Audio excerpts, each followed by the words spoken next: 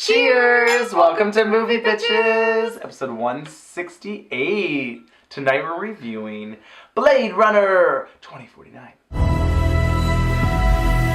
Yeah, blong. It was a lot of blongs. I wasn't mad at it. I wasn't either. So it's really funny. So we saw this movie separately. Yes. Not that that really matters, but... Full disclosure, I also saw this movie like a month ago, so there might not be as many detailed Avaryl things as usual. I forgot who directed it. And so, like 2/3 of the way through, I was like, God damn, who directed this again? It's really good. Like, what the fuck? This can't be Ridley Scott. No, I was this like... This can't be current day modern Ridley Scott. Right? And then it came up and I was like, oh, of course, that's right, Denis Villeneuve. Of course, Denis Villeneuve. Which then also made a lot of the sound choices make sense. And the visual choices. Yeah. I think he might be my favorite, like, new director that's making current work. Yeah.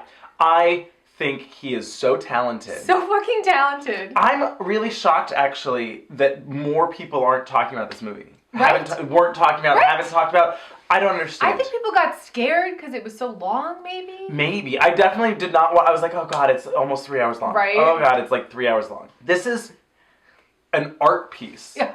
I felt like I was transported.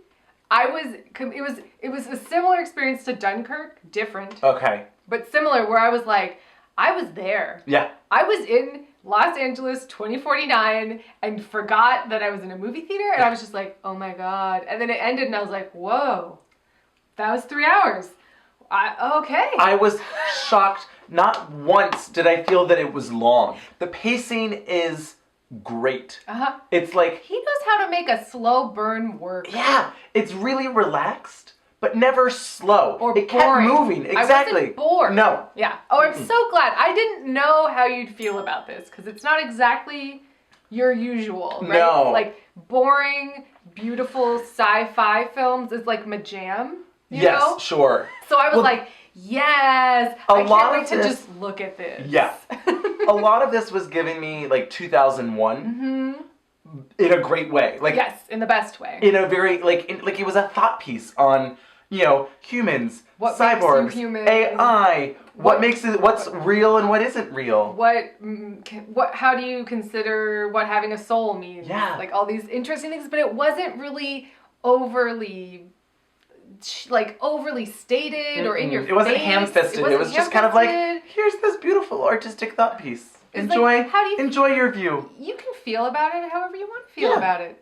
Read into it as much or as little as you'd like. Let it stew. Yeah. Let it sink in. Well, and I'll say this. So, full disclosure as well, I don't love the original Blade Runner. I don't really either. It's blasphemy, right? I can appreciate the visuals, and that's my favorite part about Blade Runner, the original. Yep.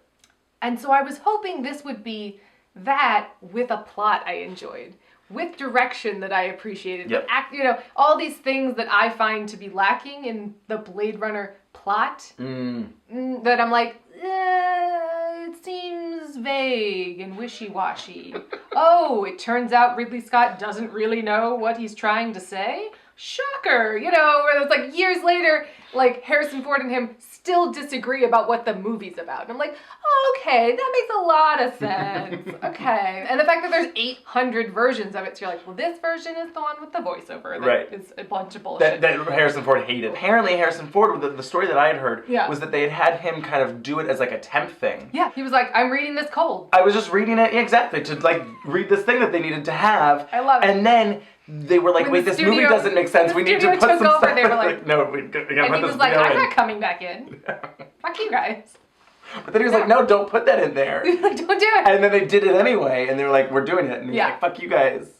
Well, and so then the director's cut, because the whole debate between them, the biggest thing is Rick Deckard, Harrison Ford, a replicant or not? Right. That's the whole debate, right? In the theatrical version, he's absolutely not. In the director's cut, fucking Ridley Scott took some old footage from Legend of a unicorn, put it in at the end of the movie to imply that his dreams were planted, right? Or his memories were planted and that he is a replicant. Oh. Harrison Ford still is like, he's not a replicant, fuck you. And Ridley Scott's like, maybe that'd be cool. I don't know, let's try. Wait, he still is though, even after... Well, because this movie still leaves the door open. This movie doesn't land one way or the other. It's like, he's a replicant. If a human and a replicant got together, could they have a baby? I feel like Denis Villeneuve did a really good job of... Spoiler alert. Spoiler alert. Did a really good job of being like, I've seen both versions. I understand people care about both of them. I'm going to keep it loose. Yeah. Yeah. You know, I'm not going to land on one way or the other. It's not really for me to say. Yeah. Let's just still keep it a mystery. Yeah. You know? We're going to tell this keep story. Keep the hope alive. Who cares? So I actually really, really liked this a lot more. This is what I wanted Blade Runner to be. I thought this was... Fucking rad visuals, great story, great acting. I mean, this might be one of the best movies I've seen all year. I mean, it was fucking great. Phenomenal. It was so good. I'm so happy you liked it. Like, I really just can't... I'm surprised. I was shocked. I got out of the movie and I was like, whoa, why did no one tell me this movie was fabulous? Another great thing about this movie, it sort of reinvigorated my love for Ryan Gosling, because I thought he was fucking phenomenal. Phenomenal. Again, I agree with you entirely. I was like, because after La La Land, I was like, if I never see Ryan Gosling, like... I need a break. And they're like, oh, it's Ryan Gosling's birthday. And I'm like, fuck you all, I don't care. And then I saw this movie and I was like, oh no, it's Ryan Gosling. Who was like, it's Ryan Gosling? The internet. Oh, was it? I didn't. It was like... I missed that. Let's post every sort of like fan thing that we can do. It's Ryan Gosling's birthday. Let's talk about Ryan Gosling. I was like... You guys, I need a minute. He needs to disappear. But then I watched this movie and I was like, oh, he's back shit, in it. You're back. Yeah, you're great. I thought he did an absolutely fantastic job of playing a replicant, playing a robot with emotions. Yeah. Like, he wrote that line. Oh, it was so good. It was so good. I would be so much happier if he got nominated for an Oscar for this. For fucking La La Land. Absolutely. This is what he needs to be doing. Absolutely. Also, if Denis Villeneuve doesn't get nominated for this... I mean, it's going to win sound design, production design, cinematography. It's at least be nominated. Arrival won sound, I think. Yeah. It won maybe one or two things. Yeah. It did not even come close, I guess. I mean... I don't know. Maybe they shouldn't have done it in summer. Maybe they should have released it later. This? Yeah, I don't know why it didn't take off. I really don't. I think people got scared from the running time. Maybe. It's bummed me out though, because it was like, what I got out of it and I was just like, whoa. Yeah. Spoiler alert. Yeah. Well, go see this movie. Go see it. I think we've already spoiled things. But maybe a couple, but not like... Yeah. Like, because I want to kind of talk. I do have a few questions. I have some questions about this world. Uh-huh. So they're in Los Angeles. Mm-hmm. There's like a giant wall holding back the sea, but there's a beach. It was like a dam. It rains seemingly almost all the time. I think that was some sort of acid rain. No, because he goes out and stands in the rain. Well, he's a replicant. Oh, he's a replicant. But there were other people in the rain. It rains a lot in Blade Runner. Okay. I think that comes from... It also rains a lot in old 1940s noir movies, but it never rains in LA. I think it's an atmosphere thing. It's we're telling a future noir detective story. It has to rain. You have to walk in a trench coat in the rain. Yes. It's just a prerequisite. Yes. I think that's the answer. Okay. Because my other question was, it was like, oh, the trees are dead. But you can all breathe. Yeah. Humans can breathe outside. So, like, there's an atmosphere that is still non-toxic. Mm. There's rain. Maybe they're under some sort of bubble. Maybe it's a Truman Show situation. Maybe. That's not addressed. I'm not sure. I don't know enough lore about Blade Runner. I was just like, okay, he's farming, but yet the trees are all dead. Oh, there's a flower, though, that was alive. Love that farm. How is the flower alive? You know, I think you're asking the wrong questions. I mean... There's no stupid questions. They're not stupid questions. I don't know. Exactly. There isn't an answer for it. There isn't an answer, other than like global warming, atmosphere, future stuff, noir, rain, like, I don't know. Sure. So it starts and there's a dissertation. I was like, oh no. Whenever it starts and there was like, I was like, oh no, this is going to alienate some people. Oh no, this is a lot of text. It was a fair amount of text. It was a lot. It wasn't scrolling for a fucking 5 minutes. It was like, it was a couple of paragraphs. It was 3 paragraphs. I was like, oh no, your movie's already 3 hours and you need multiple paragraphs. No, that was just to set up the backstory. It was great. I loved it. Yeah. But it did make me laugh. And they laugh. call them Blade Runner!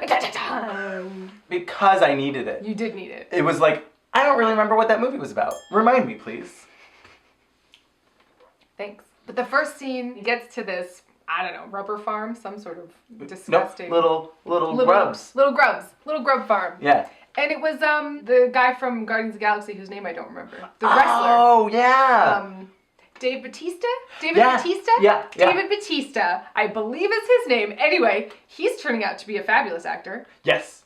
He's this farmer, and he's all kind of, you know, they've got glasses on, he's all kind of gruffed up, but he's fucking huge. Yeah, huge. And Ryan Gosling and him have such a rad fight. Yeah. Well, it's first all this build-up of this setting the tone and the world and this little gadgets. And I mean, it was like what I wanted. It's Ridley Scott's art direction with somebody else directing. And I was like, I love it. All of Here he is with his Le Creuset, like pot just boiling over. Just his grub stew. Just adding that little tension in the background, right? From garlic. This scene of just dialogue, intense dialogue, and you know it's going somewhere, and then they get in this rad fight. And he shoves him through a wall. I was concerned for Ryan Gosling's health. The entire time. Often. Even though he's a replicant. I was like, oh no. Well, I didn't quite remember how that worked. Right. He has like super strength. Yeah, but like how much? How quickly can he heal? They kind of kept it vague. Because she shivved him pretty hard. They keep it vague so you don't know if he's gonna, make it or not. Or whatever. Yeah. So I just thought that was such a great opening. Uh-huh. And then basically Ryan Gosling is he finds these bones, these remains, and he's on a mission to discover how they got there. So in the interim between Blade Runner and Blade Runner 2, whatever, Harrison Ford and Rachel Young and Sean Young, who's Rachel Young? Rachel. Harrison Ford and Sean Young have run off together, fallen in love, gotten pregnant, even though that's supposed to be impossible. Right. Had the baby. It's Jesus. And then they hide it away in some orphanage, and we don't know. Yeah. And Ryan Gosling is tasked with finding the kid, essentially, because it'll break the world if people know that replicants can have children. That's what. Yeah, basically what Robin Wright. That was actually one of my problems with the movie. I thought she died sort of in a... unceremoniously? Yeah, but just in a crap way. Yeah. I was like, what? Yeah. She didn't even, Yeah, oh god. Bummer. I thought there was a nice, subtle allegory about, like, prejudice against the replicants, right? That he's a replicant who's hunting down replicants, and the human police officers are like, fuck you. Like, he doesn't have a place in the world, right? He's an outsider on both sides of the replicants and and the sort of lostness of him, the lonely sort of, just floating in nothingness of him. Well, and then, I mean, this movie is so good and so layered. Like, then you get this whole thing where he's like found a purpose and trying to find out if he is the son. Oh my god, it was so heartbreaking. My God. That was the best moment. It was the worst. So basically, it turns out they have implanted multiple memories into lots of replicants, and so he at some point thinks he's the one. It was like, because he had this memory that was a real memory. A real memory. And like he found the horse. Yeah. But it wasn't his memory. It was so good. So he thinks he's the one. He thinks he's Neo. He thinks he's the second coming of Christ. He thinks he's found his purpose. I thought he was too. Fully. I was like, because that's the standard story, right? Yep. This white male, the star of our movie, it's going to be the second coming of Jesus. Of course Harrison Ford gave birth to Ryan Gosling. Of course Harrison Ford gave birth to the second coming of Jesus. Of course. And you just think, you go with it, and then the movie turns it on its head, and no, he's not, and isn't that so heartbreaking, and but isn't it great? Well, and it just really added to the multiple different conversations of what is real and what is not. Exactly. And then you have the conversation with Harrison Ford where he's like, you thought that wasn't planned? You thought that you falling in love with her and creating this baby wasn't just meant for you to be like, and you're like, but was it? Was it not? Yeah. I know what's real. And you're like, damn right you do, Harrison Ford, but do you? I don't know. I hope you do. I hope so too. I'm so excited. That I also liked it. And then just cinema. It was just, like, I was just like, this is like what I want. This is real, It's so true. On a green screen, you are bound to a computer graphics that tell you where to put the camera. I agreed from the start that we will build everything. I haven't felt that way in so long where I'm just like, this was a real movie. Yeah. This was I think since Wind River, I guess. It's so refreshing. It really was. Have you seen Prisoners? No. So that's Denis Villeneuve. That's the first Denis Villeneuve movie I saw with Hugh Jackman and Jake Gyllenhaal and Paul Dano. Ooh. And again, that movie too, nobody wanted to see it because it was about a child getting abducted. Oh. And everyone was like, oh, can't touch. Like everyone went, oh no, I can't see that movie. It's too intense. It's so fucking good. And it's so poignant and just interesting and a character study. And it's a lot of what does it mean? What's the line? You know, it's a Denis Villeneuve movie. Yeah. You know, it's like fucking great. Nice. You should watch it. Okay, I will. Also, Jake Gyllenhaal is doing a lot in that movie, but it works. I like Jake Gyllenhaal. I think he's a good actor. If someone knows how to use him properly, he's great. Prisoners. There you go. Both Denis Villeneuve and Taylor Sheridan are probably my two, like, I wouldn't call them up and coming, but like just like new voices that are really strong and interesting and make movies I happen to like. Exactly. And I'm excited. Like when this movie came out, I made a point to go see it because I was excited about a new Denis Villeneuve movie. You know, where I haven't been that way in a while. Right. We didn't finish talking about Robin Wright. Okay, great. So Robin Wright, fabulous. Police Chief Robin Wright or something. Yeah. Police Commissioner. Sure. Commissioner Gordon Robin Wright. I love her. Yeah. Loved her. She was great. It was great. Can we talk about Harrison Ford? Okay, yes. Let's talk about Harrison Ford. Okay. Well, I just love this when he like shows up at the Bradbury Building and you're like, okay, this is good fan service in the right way. Mm-hmm. It's like this whole Vegas thing, this Elvis Presley oh my God, all the different holograms that kept showing up. So fun. The stupid Sony jukebox with the hologram. Frank Sinatra? Yep. No, I was very excited because in the past few years, Harrison Ford has sort of been phoning it in. Yeah. I love him. He's my favorite. But, you know, it's been a little bit like, do you really want to be here? I know you don't. No, he's just here for the check. I know that you don't. I did love that interview. Oh, my God. For that fabulous British woman? Yes. Just like, okay, let's have a drink. We're making another Blade Runner, and we want you to be in it. What was your reaction? So what? No, help yourselves. Oh, I needed that. I've warmed up. Really said, would you be interested? I said, how much? Show me the money. I like she that. got him. Yes, she did. Because, I mean, I've known for years that Harrison Ford's a big, grumpy, dark, dry-humored person. You know, he's Bill Murray, but more handsome. And I think people think he's, you know, Han Solo. Right. And he's not. No. And so when they see him in person, they're like, oh, what's going on? And I'm like, no, I love it. You're fabulous. You're great, Harrison Ford. I love you. But yeah, I was worried because I was like, oh, it's another one. He's remaking it. Yeah. You know, we won't talk about a certain thing that I have actually erased from my memory because it hurts me too much. My really childhood Avaryl cries sometimes about it. Anyway, he really was here. Yes. And I thought was utilized in a way that wasn't like, let's wheel out Harrison Ford, you know, like we got him for 2 days. Yeah, you know, here you go. No. It was a real, actual integral part of the film. Plot, yeah. And I thought he was a breath of fresh air. Yes. Because it's very long and methodic and slow and you know, having a replicant be your lead is there's, you know, one step removed, right? Sure. We're not replicants, so or are we? I don't know. What's the truth? What is it? Well, but I think that was what was so brilliant about it, though, too, is that for most of the movie, I thought he was actually human. Ryan Gosling? Not actually human, but like it was this thing where if he's this child and he represents who is like, you know, it's like, oh, he does have a soul. He is, so it's a blurred line. And then you're like, oh, but then it's still blurred at the end because he felt that way. Exactly. It's crazy. The set design, just every moment felt lived. I mean, I can't say it enough. Ridley Scott's art direction is utterly gorgeous. Yeah. And well, a lot of this also reminded me of Fifth Element. It was like elevated, not 90s Fifth Element. Yeah. Like his apartment kind of felt like a slightly darker, cooler, less campy version of Corbin Ellis. Yeah. Corbin Ellis, my man.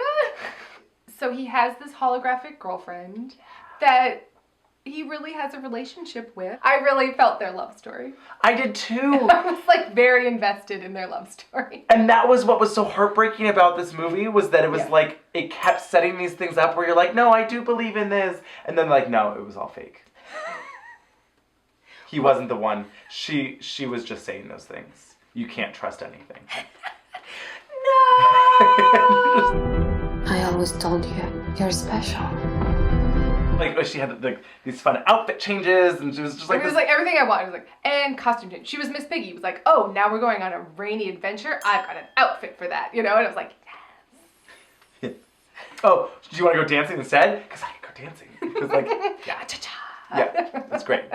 The only thing I didn't love was when she like creepily merged herself with the prostitute. So I found that to be very interesting. Yes. And very realistic. Sure. Like I could see that happening. I actually wish they had gone even further and had a sex scene. I feel like that would have been more interesting. So basically, I think her name is Mackenzie. Ooh, it's Mackenzie something, the prostitute. Oh, okay. She's on that TV show Halt and Catch Fire. Oh. Which I really like. People think is boring. I think it's really good. Whatever. Like, so basically his holographic girlfriend, they like have to kind of match their movements. Yeah. And it's like her on top of her, and it's visually very interesting. It was. And like, I was like, how the fuck did they do this? This is really cool.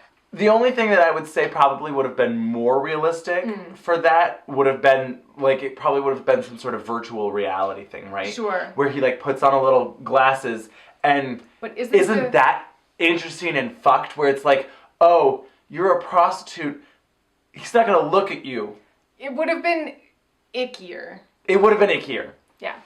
This was somehow icky and still sweet. That's why I kind of wish it had actually gone there and been shown at least a little bit of a sex scene instead of like, fade to black, wake up the next morning. Yeah. Because it was rated R anyway, wasn't it? Probably not. Maybe. I don't know.